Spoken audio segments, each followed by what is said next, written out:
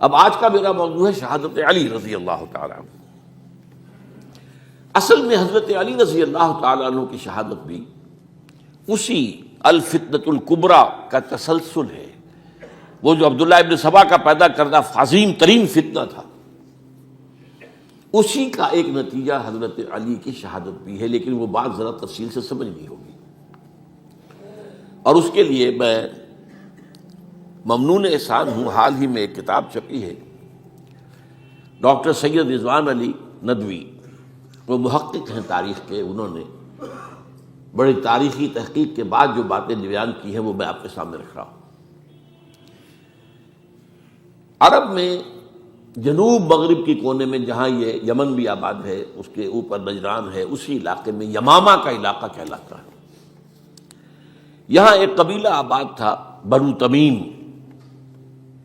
یہ جو لوگ تھے بڑے کرخت مزاج، جنگجو، اکھڑ، ضدی، اور جس بات کو ایک دفعہ مان لے اس پر اڑ جانے والے اور مر مٹنے والے۔ یہیں سے فتنہ پہلا اٹھا تھا، سب سے بڑا جو نئے جھوٹے نبی کھڑے ہوئے تھے ان میں سب سے بڑا تو مسیلمہ کذاب تھا، یہی تو علاقہ تھا، اور اس کے خلاف اس فتنے کی سرکوبی میں کتنے صحابہ، 1200 صحابہ ایک جنگ کے اندر شہید ہوئے، جن میں 500 جو ہیں وہ حفاظ تھے رضی اللہ تعالیٰ عنہ اجمعین۔ تو یہ لوگ جو یہ تھے بڑے زوردار تھے۔ اس قبیلے کے بارے میں حضرت عمر رضی اللہ تعالیٰ عنہ نے ایک بڑی عجیب حکمت عملی اختیار کی۔ ان کو وہاں سے اکھاڑ کر اور ایران کی سرحدوں پر آباد کر دیا، اب جہاں پر جہاد ہو رہا تھا، تاکہ ان کے اندر جو یہ جنگجوئی ہے یہ اب اس مقصد کے لیے استعمال ہو، اب وہ دارالاسلام کی توسیع کے مقصد کے لیے استعمال ہو، اور وہ ہوئی۔ حضرت عمر نے 2 چھاؤنیاں بنائی تھی رضی اللہ تعالیٰ عنہ، کوفہ اور بصرہ، کیونکہ ظاہر بات ہے کہ اب جو اسلام کا دائرہ پھیل رہا تھا اور اسلامی حکومت پھیل رہی تھی، اور زیادہ تر جو ہے مشرق کی طرف پھیل رہی تھی، ایران اور خراسان وغیرہ کی طرف، تو اب مدینے سے اس کا کنٹرول اتنا آسان نہیں تھا، فاصلہ تھا، تو چھاؤنیاں بنائیں تاکہ یہ اس سرحد کے اوپر یہ موجودہ مرکز رہے، یا فوجیں موجود رہیں، کہیں کوئی بغاوت ہو تو اس کو کچلنے کے لیے وہ قوت فوری طور پر دستیاب ہو سکے۔ یہ لوگ ہیں کہ جو عبداللہ ابن سبا کی فتنے سے سب سے زیادہ متاثر ہوئے۔ ان کی مزاج میں وہ کجی تو تھی نا، حضرت عمر بھی ان کا جو ایک مضبوط کنٹرول تھا انہیں دبائے رکھا ہے، اور ان کا رخ جو ہے ایک دوسری طرف موڑ کر اس سے اسلام کو فائدہ پہنچایا۔ لیکن اس کے بعد جب فتنہ جو آیا یہ عبداللہ ابن سبا، تو سب سے بڑھ کر یہی لوگ اس کے ماننے والے، اور انہی میں سے وہ لوگ تھے جنہوں نے جانیں بھی دے دی ہیں، جنہیں حضرت علی نے زندہ جلایا ہے، اس لیے کہ وہ کہتے تھے کہ علی خدا ہے۔ اے علی تم خدا ہو، تم ہمیں آگ میں جلا رہے ہو، یہ تو تم ہمارا امتحان لے رہے ہو۔ وَلَنَبْلُوَنَّكُمْ بِشَيْءٍ مِّنَ الْخَوْفِ وَالْجُوعِ وَنَقْصٍ مِّنَ الْأَمْوَالِ وَالْأَنفُسِ وَالثَّمَرَاتِ۔ اب وہ اس آیت کو اپنے اوپر منطبق کر رہے ہیں۔ تو یہ جو کرخت لوگ تھے، انہوں نے در حقیقت جو ہے عبداللہ ابن سبا کے کردار میں سب سے بڑا رول پلے کیا، اور انہی کے ہاتھوں حضرت عثمان شہید ہوئے رضی اللہ تعالی۔ اور اس کے بعد انہوں نے حضرت علی رضی اللہ تعالیٰ عنہ کو اپنے گھیرے میں لے لیا، کیونکہ انہی کی کثیر تعداد موجود تھی مدینے میں جب حضرت عثمان شہید ہوئے۔ اس کے بعد اب ظاہر بات ہے کہ کوئی نہ کوئی تو خلیفہ ہونا چاہیے تھا۔ حضرت طلحہ سے کہا گیا، انہوں نے معذرت کر لی، حضرت زبیر سے کہا گیا، انہوں نے معذرت کر لی۔ اب ظاہر بات ہے کہ حضرت علی آخر امت کو چھوڑا تو نہیں جا سکتا تھا بغیر امام کے، انہوں نے قبول کر لی، اگرچہ حضرت حسن روکتے رہے کہ ابا جان یہ ان لوگوں کی بیعت جو ہے آپ قبول نہ کیجیے۔ حضرت حسن تو ان میں سے ہے جو حضرت عثمان کے دروازے پر کھڑے تھے پہرے دار کی حیثیت سے، حسن اور حسین رضی اللہ تعالیٰ عنہ، انہیں تو معلوم تھا فتنہ جو کون لوگ ہیں۔ اس کے بعد حضرت علی رضی اللہ تعالیٰ عنہ نے اسی حکمت سے، جس حکمت کے تحت حضرت عمر نے یہ چھاونیاں آباد کی تھیں، دارالخلافہ بھی مدینے سے کوفہ منتقل کر دیا، تاکہ پورے عالم اسلام کو کنٹرول کیا جا سکے اس مرکز کے ساتھ۔ اس کا نتیجہ یہ نکلا کہ اب گویا کہ حضرت علی کے گرد ان لوگوں کا گھیراؤ مکمل، کوفے میں یہی تو آباد تھے، کوفی یہی تو تھے، حضرت عمر نے انہیں لا کے یہاں آباد کیا تھا۔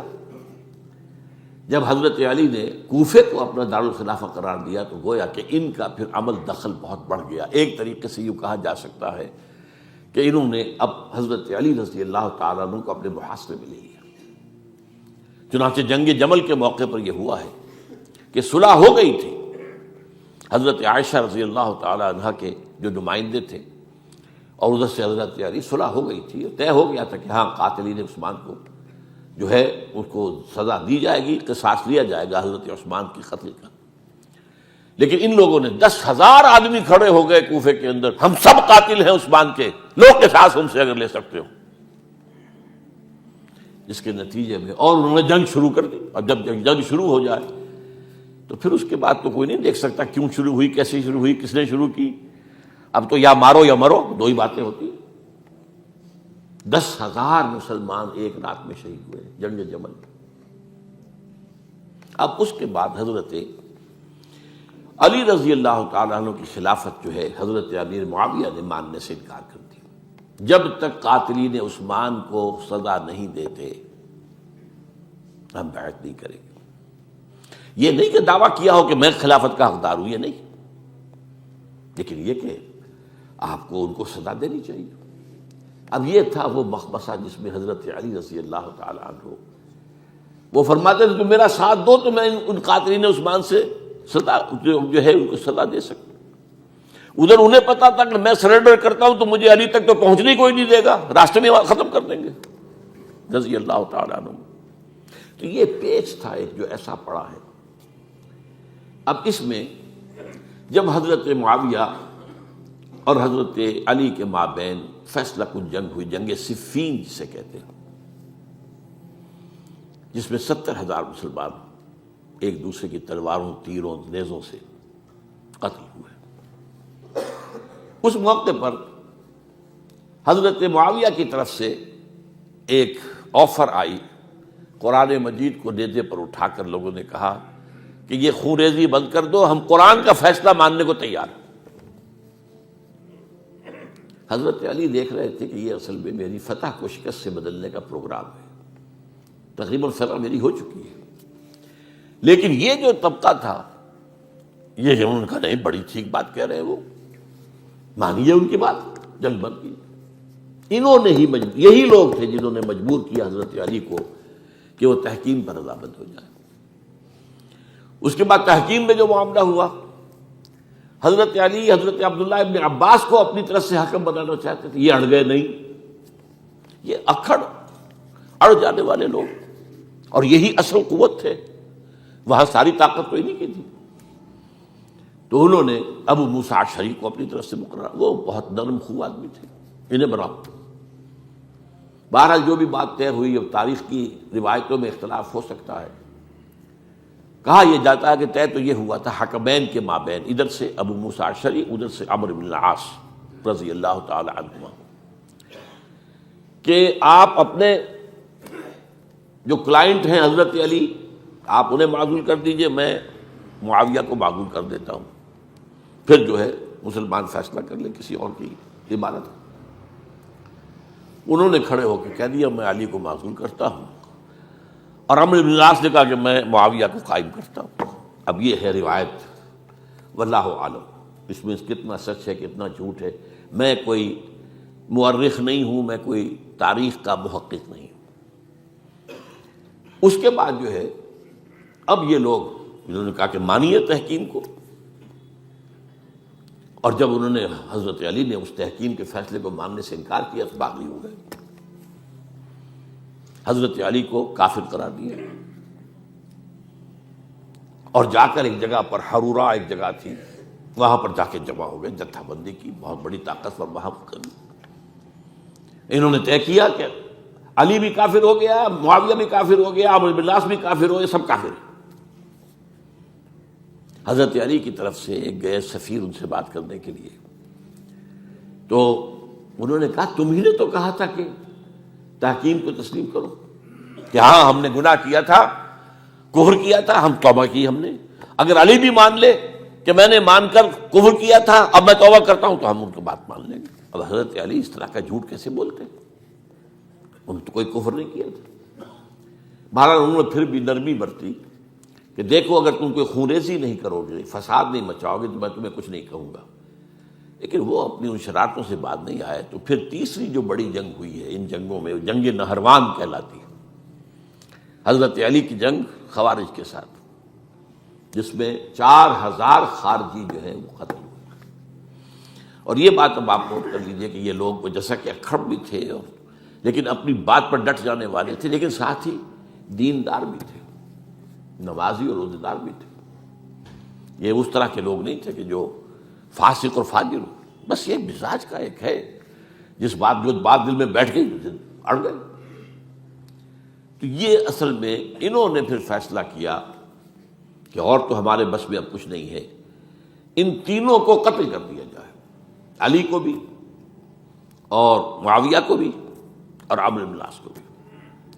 تو ایک جگہ ان کی سازش ہوئی، 3 آدمی معین ہو گئے، ایک ہی وقت کا طے فیصلہ ہو گیا، فلاں تاریخ کو فجر کے وقت تم جاؤ، وہ تم کوفے کی جامع مسجد میں، جب علی نماز جماعت کرا رہے ہو خنجر مارو انہیں۔ اور یہ اس کا نام ابن ملجم تھا، خارجی، یہ وہی لوگ بنو تمیم کے لوگ۔ دوسرا جو تھا وہ دمشق میں حضرت معاویہ کو قتل کرنے، شہید کرنے کے لیے پہنچ گیا۔ تیسرا مصر پہنچ گیا حضرت عمرو بن العاص کو۔ اب یہ بات اللہ کی طرف سے ہے، یہ تو اس کی مشیت ہے، اس کا فیصلہ ہے۔ حضرت علی پر وار کارگر ہوا، اب شہید ہو گئے۔ حضرت معاویہ پر وہ وار ذرا اوچھا پڑا، زخمی تو ہوئے لیکن آپ کی جان بچ گئی۔ عمرو بن العاص اس روز مسجد میں کسی معذوری کی وجہ سے، عذر کی وجہ سے فجر میں آ ہی نہیں سکے، لہذا حضرت علی کی شہادت ہو گئی۔ اب یہ ہے اصل پس منظر، کن لوگوں نے کیا شہید، اصل میں وہ سمجھ لینے کی بات ہے۔ یہ خوارج نے شہید کیا، لیکن خوارج کا فتنہ سبائی فتنے ہی کا آف شوٹ ہے، اسی کے ذیل میں ہے، اسی کی ایک شاخ ہے، اسی کا ایک نتیجہ ہے۔ یہ خوارج جو ہے بعد میں بھی ان کی مسلسل جو ہے وہ جنگیں رہی ہیں۔ بہرحال اس صورتحال کو یہ سمجھ لیجئے کہ یہ خلفائے ثلاثہ رضی اللہ تعالی عنہ، حضرت عمر شہید، عثمان شہید، علی شہید۔ عجیب بات ہے کہ تینوں کا نام عین سے شروع ہوتا ہے، عمر عین سے، عثمان عین سے، علی عین سے، تینوں شہید ہوئے ہیں۔ لیکن یہ کہ یہ ہے تاریخی پس منظر۔